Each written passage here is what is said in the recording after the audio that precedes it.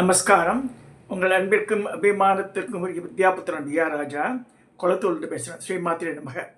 இதனுடைய 870வது video.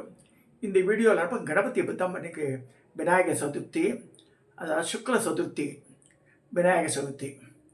So Chitra நட்சத்திரம், சுக்ல சதுர்த்தி. நாளைக்கு சுவாதி வந்துடும்.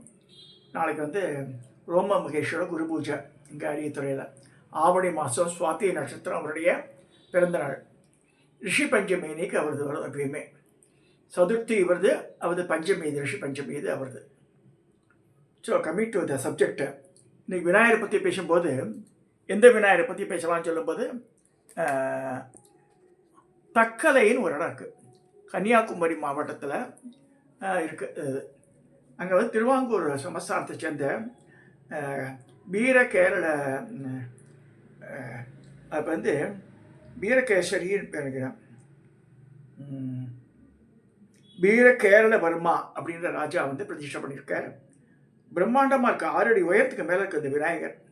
பாருங்களேன், மனுஷனுக்கு அவர் பக்கத்தில் இந்த பூஜை பண்ணுற பூஜாரி நிற்கிறார். எவ்வளோ பஸ் இருக்குது பாருங்களேன். இவரை பற்றி தான் பேசுறதுக்கு டாபிக் எடுத்தேன் இன்னைக்கு.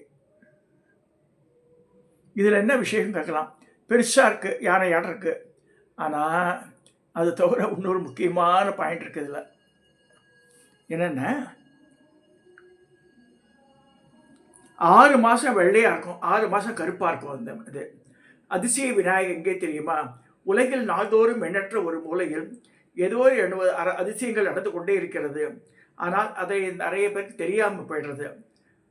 கருப்பு வெள்ளையாக கலர் மாறும் இந்த அதிசய விநாயகர் தை முதல் ஆணி வரை உள்ள காலத்தில் வெள்ளை விநாயகராகவும், ஆடியிலேருந்து அது தட்சிணாயனத்தில் ஆடி முதல் மார்கழி வரை கருப்பு நிறமாக காட்சியளிக்காத விநாயகர்.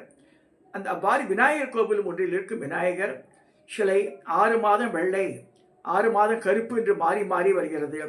கன்னியாகுமரி மாவட்டத்தில் தக்கலை அருகே கேரளபுரம் என்ற ஊர் உள்ளது. விநாயகர் அங்கு அவதரித்துள்ளார். அவருக்காக அழகிய ஒரு கோவில் எழுப்பப்பட்டுள்ளது.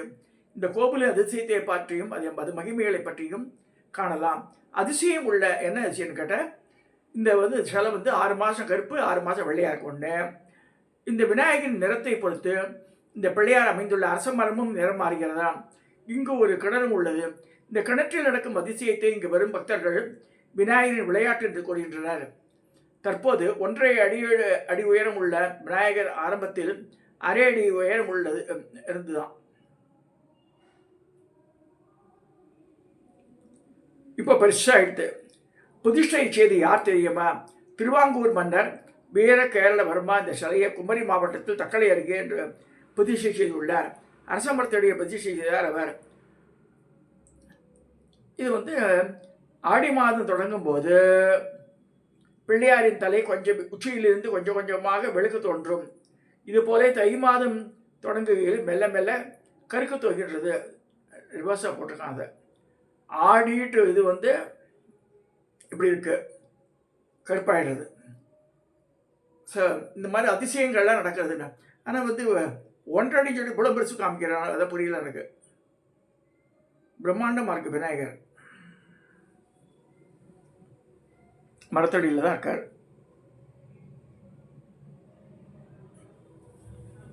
சரி, இந்த விநாயகர் பண்ணும்போது என் வாழ்க்கையில் எப்படி விநாயகர் முன்னாள் இந்த காத்தால் பண்ணிட்டு இருக்கும்போது எங்கள் அண்ணா பையன் வந்தான், சுரேஷ்ண்டு. அவன் பிள்ளைக்கு கல்யாணம் உண்டு. நான் அப்போ தான் பாதி பண்ணி வச்சுருந்தேன். அது ஃபோட்டோ எடுத்துன்னு கவிதை எழுதி போயிட்டான் அவன். இது அப்புறமா அலங்காரம் பண்ணி பூஜா ரூமுக்கு எடுத்து போனேன். பூஜையை ஆரம்பிக்கலை, அப்போ எடுத்த ஃபோட்டோ அது. கிட்டத்தட்ட 60 வருஷத்துக்கு மேற்பட்டு நான் பண்ணியிருக்கேன்.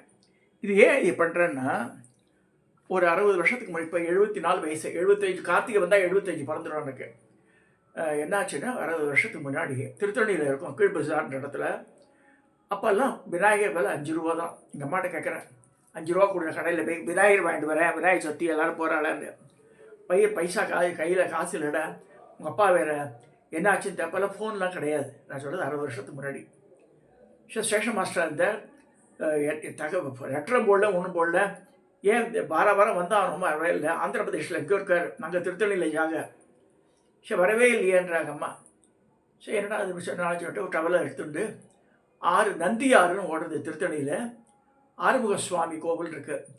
விஜயராகவர், அப்புறமா வந்து ஆறுமுக சுவாமி, வீரட்டானேஸ்வரர் ஆற்றுக்கு அந்த பக்கத்தில். அந்த ஆறில் போய் குளிச்சுட்டு வரலான்னு சொல்லிட்டு ஆறில் குளிச்சுட்டு இருக்க அந்த ஸ்ட்ரீம் இழுக்கிறது அப்படியே கரண்ட்டு காட்டாறு வெள்ளை. திடீர்னு காலை சுற்றி நம்ம பார்த்தா ஒரு பெரிய நல்ல பாம்பு காலை சுற்றின்னு இருக்கு தண்ணியில். எனக்கு வாயில் முழுவா கத்துறேன் நான். வாய் குழறது. அப்படியே ஒரு மணல் மேடு அது மேலே ஏறிட்டு காலை உதறேன். என் காலில் விடுபட்டு பாம்பு தண்ணியில் போயிடுத்து திருப்பியும். எனக்கு கிடைக்கல. அது மாதிரி 2-3 தடவை ஆயிருக்கு எனக்கு. அதே மாதிரி 1975 பச்சைவாசலில் படிச்சுட்டு இருக்கும்போது எம்ஏ லாஸ்ட்டு எக்ஸாம். அப்போ வாட்ச்மேன் சொல்கிறான் கல்கி கார்டன்ஸ் இந்த பக்கத்தில். அங்கே பெரிய அரச மரம். அதுக்கு அடியில் நான் காத்தால் 8 மணிக்கே போயிடுவேன். ஆற்றுல உப்புமா பண்ணியிருப்பேன். நான் பழைய சாப்பிட்டுட்டு காலேஜ் போயிடுவேன். சரி அங்கே போய் படிச்சுட்டு இருக்கலான்ட்டு. சரி மரத்தடியில் படிச்சுட்டு இருக்கும்போது ஒரு சைக்கிள் டயர், பெரிய சைக்கிள் டயர் அப்படியே இருக்குது. அது என்னை நோக்கி அப்படி வருது. அந்த வாட்ச்மேன் கத்துறான். எதுக்காக கத்துறான் புரியல. ஒரு ஓனா என் மேலே ஏறி இந்த மரத்து மேலே ஏறிடுது. அந்த ஓனாவை பிடிக்க வந்து பாம்பு ஆச்சுதோ அது வந்து சைக்கிள் டயராட்ட மாறி அப்படியே வந்து என் மேலே ஏறி போய் கால் மேலே ஏறி போயிடுது. அவன் கற்றுக்கிறான். உன்னை பிடிங்கி வச்சுருந்தா தெரியும் உயிர் போயிருப்போம் இந்த நேரத்தில் அப்படின்னா. அப்பயும் படப்பட எக்ஸாம் இல்லை இந்த படப்பட கூட போய் சாமியெல்லாம் வேண்டிட்டு எக்ஸாம் எழுதி பாஸ் பண்ணிட்டேன். இது எதுக்கு சொல்ல வரேன்னா, எங்கள் காலத்தில் வந்து பாம்பு யாரையுமே கிடைக்காது. ஒன்று பாம்பு படுத்துட்டுருக்கோம், மேலேயே படுத்துட்டுருக்கோம், கிடைக்காது மனுஷால். அந்த மாதிரி ஒரு சத்தியப்பிரமாணம் பண்ணியிருக்குன்னு சொல்லுவாங்க அம்மா. இப்போ கம்மிங் டு தி சப்ஜெக்டை, விநாயகர் எப்படி வந்தார்னு கேட்கறதுக்கு சொல்லும்போது இந்த நிகழ்ச்சியெல்லாம் சொல்ல வேண்டியிருக்கு. சரி எங்கள் அம்மா ஆற்றுல குளித்து பாம்பு கிடைக்கலை. சரி வரும்போது பார்த்தா நிறைய அந்த இது கொன்றை பூக்கள் நிறையா சாய்ச்சிருந்தது. குந்துமணி இந்த செடியெல்லாம் இருந்தது இந்த ஆறுமுக சுவாமி கோவில் காம்பவுண்ட் கிட்ட. சரி அதெல்லாம் பொறுக்கிட்டு அப்படியே வந்து ஒரு கிணறு தோண்டி வச்சுருக்கான். செங்கல்லாம் இருக்குது, பாதி கிணறு கட்டியிருக்கான், கட்டி முடியல. சரின்னு சொல்லிட்டு புது செங்கலாக இருக்கேன்னு சொல்லிட்டு உட்காந்துருந்தாங்க. உட்காந்துட்டு களிமண் நோண்டி போட்டிருக்கான். அவ்வளோ மண்ணை எடுத்து விநாயகர் பண்ணி பார்த்தா விநாயகர் வந்துடுது. செங்கல் மேலே எடுத்து வச்சுட்டு ஆற்றுக்கு வந்துட்டேன். பூ இருக்குது, குந்துமணி இருக்குது, செங்கல் இருக்குது. சரி அடுத்து நம்ம இப்போ எங்கள் அம்மா சொல்கிறேன், அப்பா இப்போ தானே வந்தால் குண்டக்கல்ல போய் ஹாஸ்பிட்டலில் ரயில்வே ஹாஸ்பிட்டலில் அட்மிட் ஆகிட்டாராம் இது செக்கப்புக்கு போய் அப்படின்னா. எங்கள் அப்பா அப்புறம் 5 ரூபா கொடுத்தேன் எங்கள் அம்மா. இப்போ எங்கள் அப்பா ஒரு 5 ரூபா கொடுத்தேன். சரி நான் குடை மட்டும் வாங்கினேன். அந்த வருஷத்துலேருந்து நான் மண்ணில் நான் தான் பிள்ளையார் பண்ணுவேன். மண்ணை மாயனும் பண்ணுவேன். திருத்தணியில் இருக்க வரைக்கும் இந்த பயக்காட்டிலேருந்து கொண்டு வந்துடுவேன் மண்ணை. இப்போ சென்னையில் வந்தபோது இங்கெல்லாம் பயக்காடு இது. சரி கடையில் தான் வாங்கிட்டு வரணும். அப்போல்லாம் 5 ரூபா 10 ரூபா கொடுப்பான் மண். இப்போ யாரும் தரமாட்டேன்றான். 50 ரூபா 100 ரூபா கேட்குறான். இப்போ மேஸ்திரி ஆறுமுக மேஸ்திரி நமக்கு தெரிஞ்சவர். அவ்வளோ மண்ணு கொண்டு வந்து கொடுத்தாரு காத்தால். ஷோர் அது மூலமாக பண்ண விநாயகரை நான் காமிச்சேன் உங்களுக்கு. நான் அது வந்து கிட்டத்தட்ட 62 வருஷமாக நான் பண்ணிட்டு இருக்கேன் விநாயகர். இது சொல்லும்போது இன்னொரு இன்சிடென்ட் கூட ஞாபகம் வருது. இந்த விநாயகர் சொல்லும்போது எங்கள் அம்மா சொல்லுவோம், ஆந்திர பிரதேஷில் ஏதோ ஒரு இடத்துல இருந்திருக்கா, ஆந்திரா தான் நினைக்கிறேன். அப்போ ரெண்டு எங்கள் அண்ணாக்கள் 2 பேர் சிஸ்டர் உத்தரவாடெலாம் வந்து நாவல் பழத்தை பூஜைக்கு வைக்கிறேன்னு சொல்லிட்டு தேடிட்டு காட்டு உள்ளே போயிட்டான். போனால் வரவே இல்லை. மத்தியானம் ஆச்சு, 10 ஆச்சு, 11 ஆச்சு, 12 ஆச்சு. குழந்தைகள்லாம் போனதுக்கு வரவே இல்லைன்னு பயந்து எங்கள் அம்மா எங்கள் அப்பாவுக்கு தகவல் சொல்லி விட எங்கள் அப்பா வந்து ஆள்லாம் எடுத்துன்னு போய் பார்த்தா நடுக்காட்டில் மாட்டின்ட்டு வழி தெரியல அவளுக்கு. அப்புறம் எங்கள் அம்மா வேண்டிட்டு 108 குழக்கட்டை பண்ணி பிள்ளையாருக்கு. அதனால் எங்கள் அம்மா வந்து எது இருந்தாலும் பிரச்சனைனா பிள்ளையாருக்கு வேண்டின்றுவோம். வேண்டிட்டு 108 தோப்புக்கரணம் போடுவோம். அப்புறமா வந்து குழக்கட்டை பண்ணுவோம். இப்போ நான் பண்ணியிருந்த இந்த வருஷம் பாயசம் தான் பண்ணி நைவேத்தியம் பண்ணேன். நான் கீழாத்து மாமி குழக்கட்டை வடை எல்லாம் கொடுத்து அனுப்பிச்சிட்டேன். இந்த இதுக்கு சொல்ல வரேன்னா எங்கள் அம்மாவுக்கு ரொம்ப அதீத பக்தி பிள்ளையார் மேலே. ஸோ அதனால தான் இந்த வீடு கட்டும்போது வாங்கி ரிப்பேரெல்லாம் பண்ணும்போது காம்பவுண்ட்லாம் கட்டின்னு இருக்கும்போது பிள்ளையார் அந்த சௌபாகிய கணபதின்னு சொல்லி பிள்ளையாரை பிரதிஷ்டை பண்ணேன். ஆக்சுவலாக அந்த கணபதியை சௌபாகிய கணபதியை வந்து பேரே ஆச்சரியம். அது எப்படி ஆச்சுன்னா, இப்போ இந்த தெருவில் 2 பேர் வீட்டில் எங்கள் ஆற்றுலையும் குறிஞ்சி மாவுன்னு இருக்கிறா பொன்மாரி ஒரு அம்மா. அவள் நாடார் வகுப்பு. அவாத்தையும் சௌபாகிய கணபதி தான் பேர். ஆக்சுவலாக வந்து அரியத்துறை குருக்கள் அந்த மாமியெல்லாம் வந்து இந்த 25 வருஷத்துக்கு முன்னாடி அந்த விநாயகர் பிரதிஷ்டை பண்ணும்போது 2 நாள் ஹோமம்லாம் நடந்தது. பண்ணி ராத்திரி கூப்பிட்றாரு. நான் குபேர விநாயகர் சொல்லி கையில் வந்து அமிர்த கலசத்தெல்லாம் கொடுத்து கையில் ஒன்று ரத்தன கலசத்தை கொடுத்து பண்ணாத. பேர் சொன்னால் பேர் பார்த்து கொடுத்த அந்த நேரத்தில் ஐ குட் நாட்டுக்கு பாருங்கள் மனுஷன் புத்தி எப்படி இருக்குமா. பேர் சொல்லுங்கன்னு பேர் வரவே இல்லை. அப்புறம் வீட்டு பேர் என்ன சௌபாகிய கணபதி சொல்லியாச்சு. அது 3 தடவை காதில் சொன்ன பிறகு குபேர கணபதி என் பேர் வச்சேன்றார் அவர். பட் அந்த அந்த பேர் போயிடுது. வீடு அந்த விநாயகரோட பேர் சௌபாகிய கணபதி ஆகிடுது. இதெல்லாம் இதுக்கு சொல்கிறேன், நம்மக்கிட்ட ஒன்றுமே கிடையாது. இந்த பேர் அமையிறதெல்லாம் கூட அப்படி தான். பட் சாஸ்திரத்தில் ப்ரொவிஷன் இருக்கிற மாதிரி சௌபாகிய கணபதினு வச்சுக்கலான்ட்டு. எதுக்கு சொல்ல வர ராஜபாராயி இடம் தான் அது. இதெல்லாம் மறக்க முடியாத நிகழ்ச்சிகள் இது.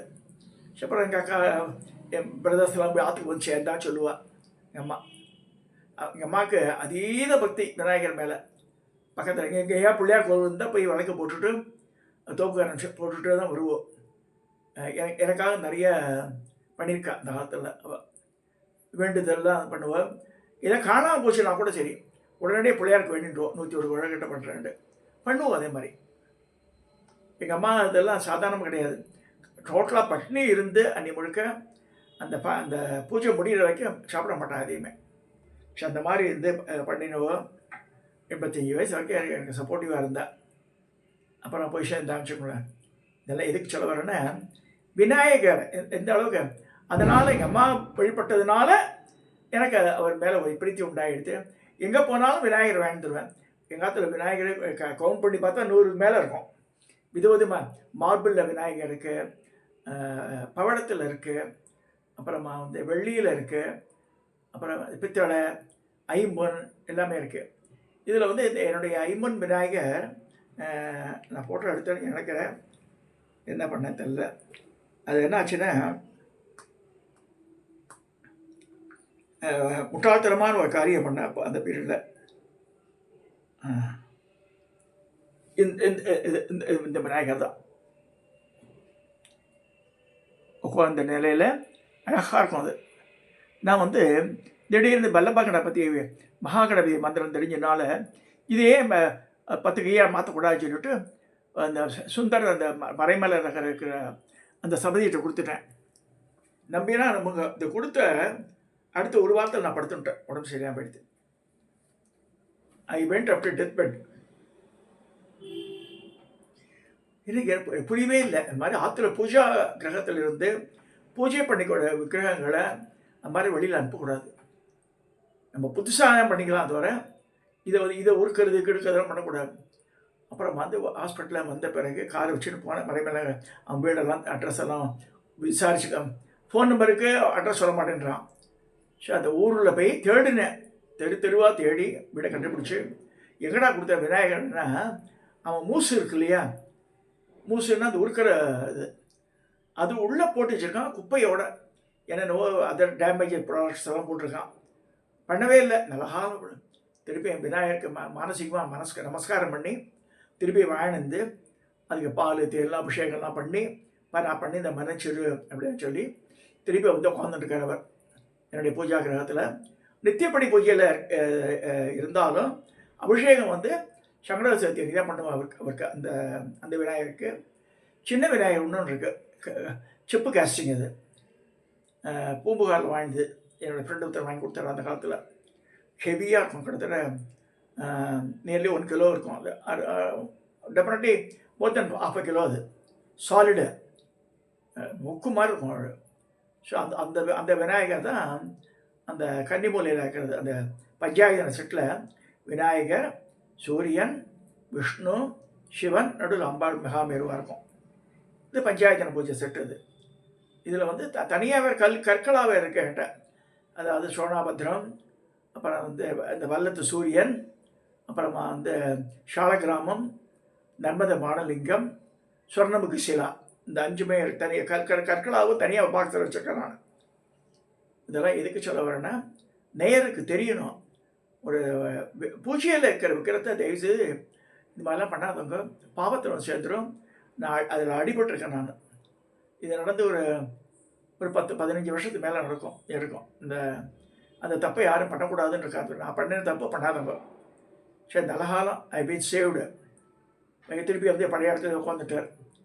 அவரை ராஜகணபதினு பேர் இருக்குது, ராஜவாராகின் பேர் கிடையாது. அவர் ராஜகணபதியாக உட்காந்துருக்கார். இது வந்து சித்தி விநாயகர் சுவாமி. இன்றைக்கி சொல்கிறது சித்தி விநாயகர் தான் சொல்கிறார். ஸோ அது வந்து நித்தியப்படி ஓம் சுமுகாய நமக, ஏகந்தாய் நமக, கபிலாய கஜனாய நமக, அது சொல்கிறதுக்கு அந்த விநாயகர் இருக்கும். அந்த மாதிரி விநாயகர் சதுர்த்தியும் போது இதெல்லாம் பண்ண மண் பிள்ளையாக தான் மெயினாக. மண்ணில் பிள்ளையார் பண்ணி என்னதான் அலங்காரங்கள்லாம் வச்சுருந்தாலும் களிமண்ணில் பண்ணணும்னு இருக்குது. இப்போ சாணியிலலாம் பண்ணி விற்கிற அது வேறு. பட் சாஸ்திரத்தில் என்ன சொல்கிறேன்னா களிமண்ணில் பண்ணி அதை தான் பூஜைக்கு பண்ணணும் அப்படின்னு சொல்லிருக்கு. அதுதான் பண்ணிட்டுருக்கேன் நான். அதை தான் உங்கள்கிட்ட ஷேர் பண்ணேன். மெட்டல் விற்கிறவங்க நிறையா சேர்த்து வச்சுக்காதுங்க. அதெல்லாம் ஓரளவுக்கு இருந்தால் போதும். அது போலாக வாங்கக்கூடாது, சாலிடாக இருக்கணும் எல்லாமே. அதையே மனசில் வச்சுக்கோங்க. பித்தளையை அவாய்ட் பண்ணுங்க. பித்தளை விநாயகர் கண்காட்சியெல்லாம் நடத்துகிறா, எல்லாம் பித்தளை பொத்தையாக பித்தளை அழகாக தான் இருக்குது பார்க்குறதுக்கு. டிஸ்பிளே தான் வச்சுக்க முடியும், பூஜையில் வைக்க முடியாது. அதெல்லாம் ஹோட்டல் அந்த ரிசப்ஷனில் வச்சுக்கலாம். அதெல்லாம் இப்போ இங்கோட பக்கத்தில் வச்சுருக்க நம்பர் தான். சரி, இது வந்து பூஜா கிரகத்தை வச்சுக்க முடியாது, நம்மளால் வைக்கக்கூடாது. ஏன்னா போல் உள்ள சொல்லி விநாயகர் தான் முழுமுதற் கடவுள். ஸோ இதில் வந்து முக்கியமான இன்றைக்கி சொல்ல வேண்டிய கருத்து என்னென்னா, சதுராவர்த்தி தர்ப்பணம் உனக்கு 444 தடவை இன்னும் வருது. அதை என் குருமாதா சொல்லி கொடுத்து அதை பண்ண ஒவ்வொரு பீஜாட்சரத்துக்கும் தர்ப்பணம் பண்ணணும். அந்த மூல மந்திரத்தை வேறு சொல்லணும். எர்லி மார்னிங் ஒரு குடத்து நிறைய வாசனை திரும்பிய திரவியங்களால் அந்த தண்ணியை இது பண்ணி ஒரு பிரதிமையோ விநாயகர் எதிர்த்தையோ தாம்பாளத்தில் வச்சுட்டு தர்ப்பணம் பண்ணணும். கிட்டத்தட்ட அரை மணி நேரம் 3/4 மணி நேரம் ஆகிடும். இதெல்லாம் 4 மணிக்குள்ளே பண்ணணும். அதெல்லாம் எர்லி மார்னிங்கில் பண்ணியானோம். ஆஃபீஸில் போய் தூக்கம் அப்படியே கண்ணை சொட்டும், அப்படியே 11 மணிக்கு. இதெல்லாம் ஆஃபீஸ் போகிற வாழ்க்கைலாம் பண்ணுறது கஷ்டம். அதெல்லாம் இது மாதிரிலாம் ஆரம்பிச்சு நான் 6 மாதம் பண்ணேன் அதை வச்சுட்டு. ஏன்னா காத்தால கிழப்பை மேலே இதெல்லாம் பண்ணிவிட்டு டிஃபன்லாம் பண்ணி வச்சிடணும். சதுராவர்த்தி தர்ப்பணம் பண்ணணும். அதுக்கு முன்னாடி சந்தியாவந்தனம் முடிக்கணும். அதை முடித்து அப்புறம் வந்து ஜபங்கள்லாம் முடிச்சுட்டு கிழப்பை விநாயகர் இந்த எடுக்க பரமேஸ்வரில் அபிஷேகம் பண்ணணும். திரும்பி மாடியில் வந்து லலிதாசனம் சொல்லணும். சொல்லி எல்லா விக்கிரகத்தை எல்லாம் எடுத்து வச்சுட்டு இந்த பஞ்சாயத்து பூஜையெல்லாம் முடிச்சுட்டு அர்ச்சனையை முடிச்சுட்டு நைவேத்தியம் பண்ணிவிட்டு பசங்கள்லாம் ஸ்கூலுக்கு போகும். அதுக்கு முன்னாடி டிஃபன்கள் எல்லாம் பேக் பண்ணி வச்சுருவோம் டேபிளில். பண்ணி ஆஃபீஸ் போகும்போது அப்படியே தள்ளும் மனுஷால. இந்த மாதிரி நிறைய இழுத்து விட்டுக்காதுங்க.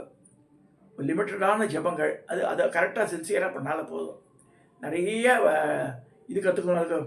பெங்களூரில் பையன் இருக்கான் கணேஷுங்க. சார் எனக்கு உச்சிஷ்ட கணபதி சொல்லி கொடுங்கணும். ஒரு பொண்ணாக வேண்டாம், முதல்ல லலிதாசனத்தை படி இருக்கிற பால கணபதி எல்லாம் சொல்லு போதும். ஸோ இந்த ஏஜில் நீ பிரம்மச்சாரி.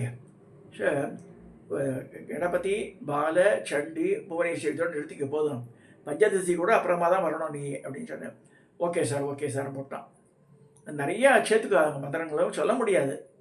ஒரு மந்திரத்தை எடுத்துகிட்ட அக்ஷர லட்சம் இருக்குது. ஒவ்வொரு எழுத்துக்கும் ஒரு லட்சம் சொல்லி ஆகணும். அப்புறம் முடிச்சிடவும் கிடையாது, முடிஞ்ச வரைக்கும் சொல்லிகிட்டு இருக்கலாம். அதெல்லாம் இது ஒரு கணக்கு இருக்குது. ஆயுசு பெரியந்தோண்டு நான் வச்சுருக்கிற கணக்கு அதுதான். கடைசி மூச்சு இருக்கிறதுக்கு சொல்லணும் மந்திரங்களை. Number of counting it can differ. புரட்சரணம்னுவா. அது அப்புறம் அதில் 10% ஹோமம் பண்ணணும்.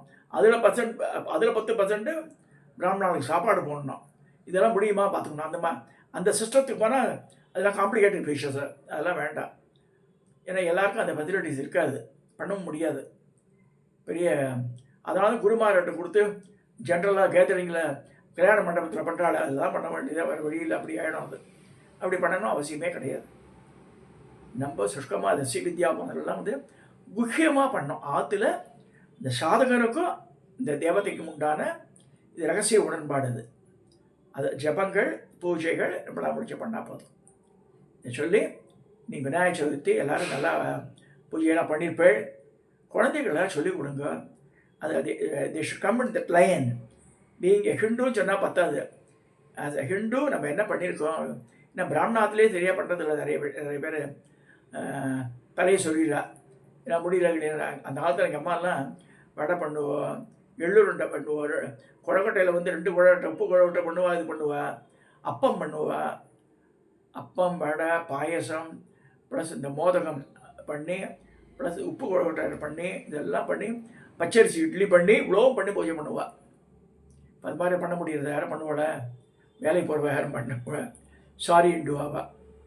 ஸோ நம்மளால் என்ன முடியுமோ அதை பண்ணிட்டு ஜபத்தை இன்க்ரீஸ் பண்ணிக்கோங்க சொல்லி, இதெல்லாம் வந்து குறிப்பீடத்தில் இருக்கிறதுனால அந்த அத்தாரிட்டியோட சொல்கிறேன் நான். அது வாட் இஸ் பாசிபிள், இந்த கலிகாலத்தில் என்ன பண்ணணுன்றது தான் மெயினுது. அதை வச்சு பண்ணுங்க. இதோடைய என்னுடைய இந்த பதிவை நான் நிறைவு செய்கிறேன். இதை சப்ஸ்கிரைப் பண்ணுங்க, ஷேர் பண்ணுங்க, லைக் பண்ணுங்க.